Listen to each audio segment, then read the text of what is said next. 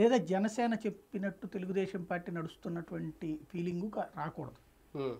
Telugu Desam party సొంతగానే కథ నడుపుకోవాలి.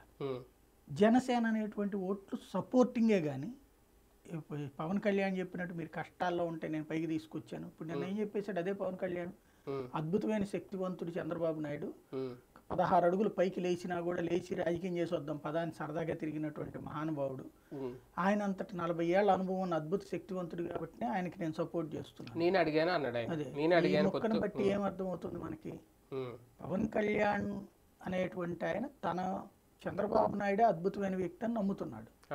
కాబట్టి ఆయన సక్సెస్ కోసం తనను తాను త్యాగం చేసుకున్నాడు, తన పార్టీని త్యాగం చేసుకున్నాడు, తన ఎజెండాని త్యాగం చేశాడు. తన ఎజెండా ఏంటి? షణ్ముఖ వ్యూహం. అది 2014లోనే వదిలేశాడు, 2019లోనే వదిలేశాడు. 2014లో రాయలేదు, 2019లో రాసి మర్చిపోయారు, 2024 వద్దనుకున్నారు. సూపర్ 6 జనంలోకి వెళ్ళాలి. ఇప్పుడు ఆ సూపర్ 6 ఆ స్టేజ్ మీద మాట్లాడితే బాగోదు కదా. ఇంకోటి మేనిఫెస్టో అన్నటువంటి ఇద్దరు కలిసి ఉన్నటువంటి కాన్సెప్ట్ ఇంతకు ముందే జరిగింది. ఆ మేనిఫెస్టో అనేటువంటిది ఎందుకని రాలేదు ఈ రోజు వరకు, ఇది చివరి దాకా సాగదీసి అయితే